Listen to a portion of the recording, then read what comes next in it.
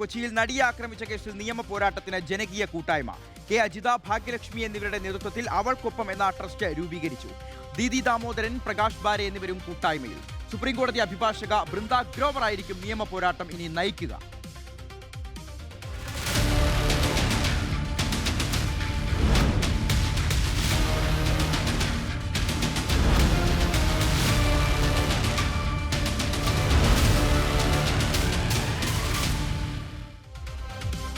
റോഷിബാലാണ് നമുക്കൊപ്പം വിവരങ്ങൾ നൽകാൻ ചേരുന്നത്. റോഷി, ഇന്ത്യയുടെ കുറ്റകൃത്യ ചരിത്രത്തിൽ തന്നെ കേട്ടുകേൾവിയില്ലാത്തൊരു സംഭവമായിരുന്നു.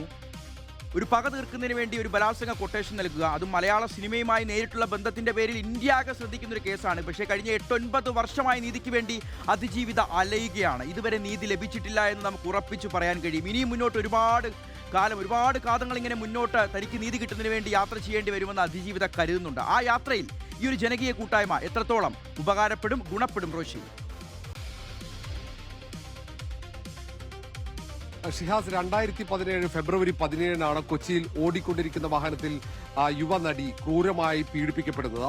ആ സംഭവത്തിന് ശേഷം ഏതാണ്ട് 9 വർഷക്കാലമായി നീതിക്ക് വേണ്ടി പോരാട്ടം നടത്തുകയാണ്. ഹൈക്കോടതിയിലും പിന്നീട് സുപ്രീം കോടതിയിലുമൊക്കെ നിരവധി തവണ നീതിക്കായി കേണലയുകയാണ് ഈ നടി. പക്ഷേ ഇപ്പോഴും നീതി ലഭിച്ചിട്ടില്ല എന്ന് പൊതുസമൂഹവും വിശ്വസിക്കുന്നുണ്ട്.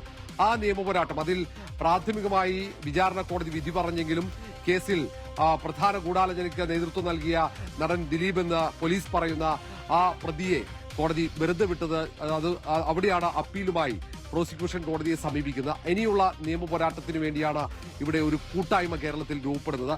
കേരളത്തിലെ ഏറ്റവും പ്രധാനപ്പെട്ട വനിതാ പ്രവർത്തകരടക്കം നിരവധി സാമൂഹ്യ വിഷയങ്ങളിൽ ഇടപെട്ടവരടക്കം ചേർന്നുകൊണ്ടാണ് ഇങ്ങനെ ഒരു കൂട്ടായ്മയ്ക്ക് രൂപം നൽകുന്നത്. അവൾക്കൊപ്പം എന്ന ട്രസ്റ്റ് രൂപീകരിച്ചുകൊണ്ടാണ് വലിയ നിയമ പോരാട്ടത്തിന് അവർ നേതൃത്വം നൽകാൻ പോകുന്നത്. അതിജീവിതക്കൊപ്പം നിന്നുകൊണ്ട് അതിജീവിതക്ക് നീതി വാങ്ങിക്കുന്നതുവരെയുള്ള നിയമ പോരാട്ടമാണ്. അതിനുവേണ്ടിയുള്ള തയ്യാറെടുപ്പാണ്. അതിൽ ഭാഗ്യലക്ഷ്മിയുണ്ട്, അതിനൊപ്പം ദീദി ദാമോദരനും ഒപ്പം പ്രകാശ് ബാരെ അടക്കമുള്ള സിനിമാ പ്രവർത്തകർ, അതിന് അപ്പുറത്തേക്ക് ഒട്ടേറെ മനുഷ്യാവകാശ പ്രവർത്തകരൊക്കെ അംഗമായ, അഭിഭാഷകർ ഉൾപ്പെടെ അംഗമായ വലിയൊരു കൂട്ടായ്മക്കാണ് രൂപം നൽകുന്നത്.